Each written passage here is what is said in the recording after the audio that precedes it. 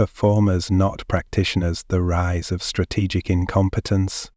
How a culture of performance, ego, and algorithmic capacity is turning sustainability into theatre.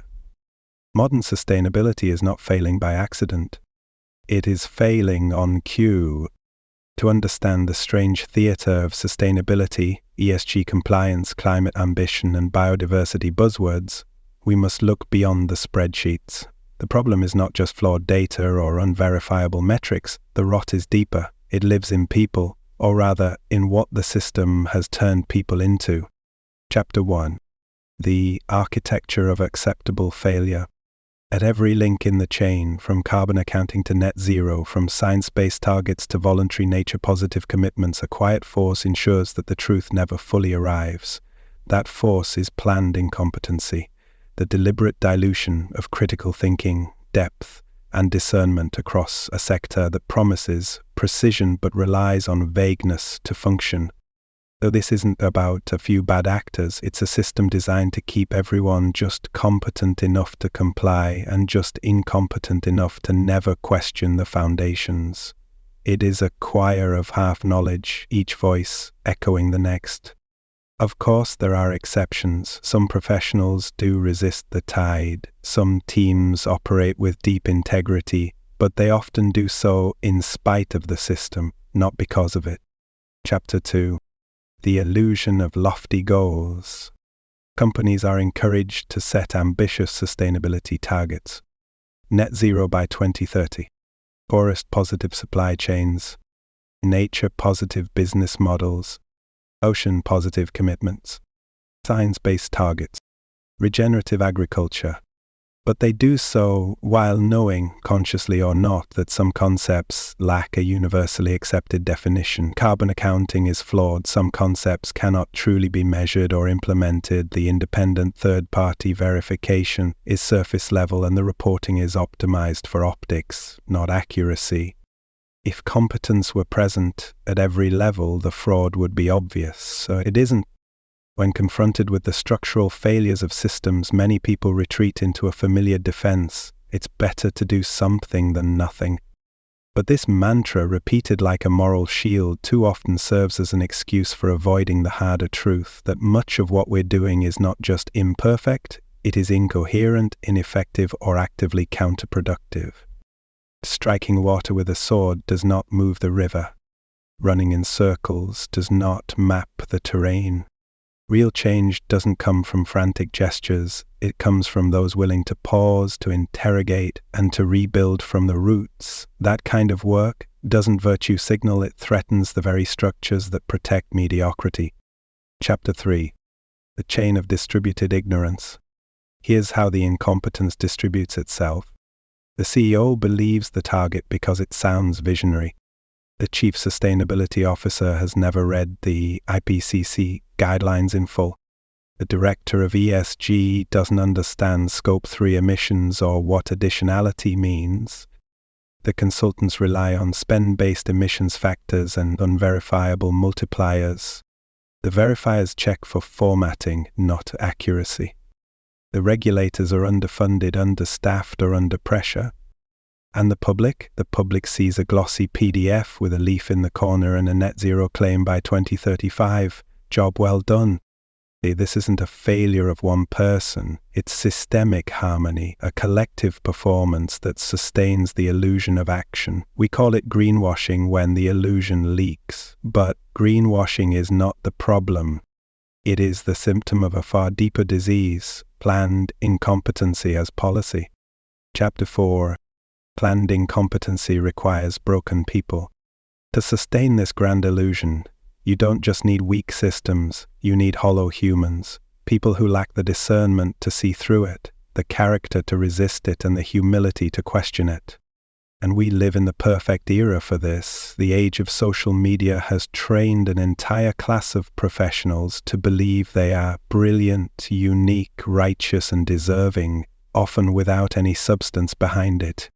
YouTube, LinkedIn, TikTok. They manufacture entitlement at scale. People perform competence, they rehearse importance, and they believe their own hype. The system rewards this behavior with likes, inflated job titles, and speaking opportunities on ESG panels. There are more sustainability conferences than trees planted, and most of those trees are in PowerPoint slides. Self-awareness is not required. In fact, it's a liability. Humility doesn't trend. The culture has become a narcissism engine, and the sustainability world has not escaped it. It feeds off it. Many who perpetrate the performance aren't villains. They're afraid, overworked, undertrained, or trying to survive. But systems that thrive on confusion don't care about intention, only output. Incompetency, crucially, can emerge in different ways. First, it can arise when someone is undertrained or ignorant of best practices. Second, and more subtly, it can appear when best practices themselves are poorly defined, open to interpretation, or entirely absent. In these cases, even a well-trained professional following established norms may still perpetuate ineffective or harmful outcomes. Competence becomes a moving target.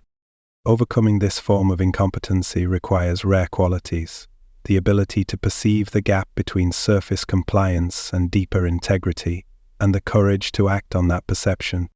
This means questioning frameworks, creating new standards, and pushing against institutional inertia.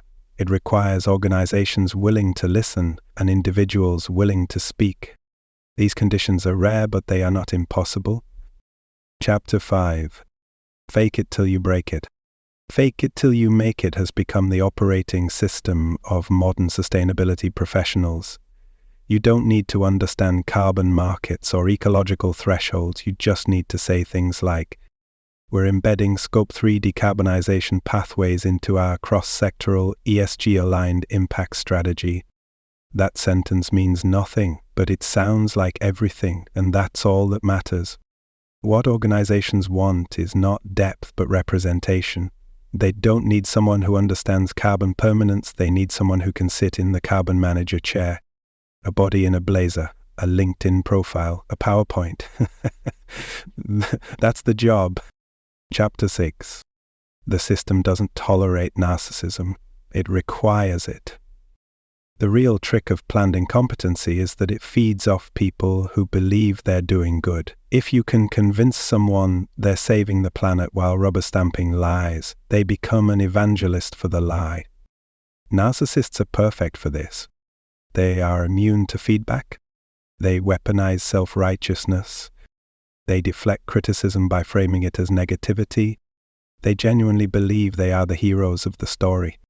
These are not just personality quirks. These are traits cultivated by the system to ensure that no one digs too deep, no one runs the numbers, no one challenges the premise. The continent are dangerous because they see the rift between ambition and reality, so they are excluded, demoted, silenced, or replaced. Chapter 7. The collapse of character as a systemic feature. Planned incompetency is only possible in a society where character collapse has been normalized. The inability to say, "I don't know," has become a badge of leadership. The inability to admit fault has become a requirement for promotion, and performance has replaced substance at every level of professional life. The result? A sustainability sector filled with performers instead of practitioners, posers instead of protectors, and executives who don't understand the terms they promote, verifiers who barely verify, stakeholders who collude through shared ignorance. And once in a while, when the illusion fails and someone notices it's labeled greenwashing, as if that word could contain the full rot underneath. Chapter 8. A note on the bigger pattern. While this essay focuses on sustainability, this is not just a sustainability problem. Planned incompetency is a civilizational design pattern, visible across every major sector where institutions rely more on performance than integrity. We see it in healthcare, where protocols are optimized for pharmaceutical sales over healing, and entire generations of doctors are trained to manage rather than cure. Education where learning is replaced with credentials and critical thinking is suffocated by bureaucracy and branding. Government where policies are drafted by lobbyists, signed by politicians who haven't read them, and executed by departments stripped of capacity. Technology and AI, where products are launched without understanding their consequences, and algorithms rule decisions no one can explain. Finance, where ESG funds greenwash investments and risk models are black-boxed behind proprietary software. Media, where stories are churned for engagement, not depth, and journalists become stenographers for PR machines. Corporate HR, where culture decks replace culture and leadership is a euphemism for role occupancy. Academia, where research is shaped by funding outcomes and publishing is a treadmill of quantity over truth. Spirituality and wellness, where healing is monetized, initiation is skipped, and everyone becomes a self-certified expert. Law and compliance, where rules exist for show, not enforcement, and ethics becomes a checkbox exercise. We no longer reward wisdom, we reward presentation. We no longer cultivate mastery, we stimulate it. Everywhere you look, brilliant people are buried, posers are elevated, and systems are staffed by those who cannot and must not see the whole picture. The sustainability sector is simply the clearest mirror, but the reflection belongs to us all. Chapter 9. The future is not inevitable, but it may be worse. Some may read this as a cynical view, as if we're condemning the whole field, the whole world, or the entire species. But that's not the spirit behind these words. There is still a chance, however slim, that humanity could see clearly, course correct, and rebuild a sustainability profession rooted in truth, humility, and character. But we must also name the darker possibility. The system may not reform, it may deepen. Planned incompetency may not be exposed, it may be perfected.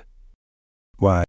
Because we are entering an era where transparency is being replaced by technology, where the already limited ability to examine a spreadsheet and reverse engineer formulas is giving way to opaque black box systems, algorithms, proprietary software, machine learning models, and artificial intelligence tools that promise insight but deliver faith-based governance. Once sustainability data pipelines, emission factors, and carbon accounting logic are encoded inside AI-assisted dashboards, systems no one fully understands, we will lose even the illusion of oversight. Incompetency will no longer be a human trait, it will be baked into the code. And no one will know. A model will estimate your forest's carbon sequestration. A neural network will approve your offset eligibility. An AI assistant will generate your annual ESG disclosure. And if the foundation is flawed, if the model is trained on biased data, if the algorithm has been gamed to favor greenwashed results, you'll never see it. We will be navigating a world of trust me systems, tools that demand faith in processes that are invisible, unchallengeable, and often unaccountable. The age of digital sustainability is not inherently bad, but without deep integrity, without radical competence at the level of inputs, design, and ethical calibration, it risks becoming a cathedral of lies cloaked in code. The question is not whether AI will run sustainability. The question is whose values will it encode, and who will be brave enough to challenge its outputs. Because if we do not fight for clarity now, we may awaken one day in a world where planned incompetency is no longer just tolerated, it is automated. Chapter 10. Not a conspiracy, a culture. Some may wonder, is this all just a cynical overreach? Is it really possible that entire systems would be built on incompetence? The answer is both simpler and more unsettling. This isn't a conspiracy, it's a pattern. No secret meetings were needed, no grand orchestration, just a slow accumulation of incentives nudging decisions one by one toward convenience over clarity, performance over substance, self-earning over truth. Over time, those incentives become architecture. When institutions reward optics instead of understanding, charisma instead of mastery, certainty instead of discernment. A certain type of person rises, a certain type of culture forms, a certain blindness spreads, and that blindness becomes normal. This isn't about imperfection. All systems are imperfect. This is about structural failure that persists because it's profitable, comfortable, or branded as best practice. It's not that no one notices. It's that noticing comes with consequences, and so most people learn to look away. Chapter 11. This is not a call to reform. This is a call to remember that sustainability was once about reverence, about care, about responsibility to something greater than profit, performance, or personal brand. If we are to restore meaning to this work, we must go further than reform. We must rebuild the soul of the profession. That begins with character. That begins with humility. That begins with you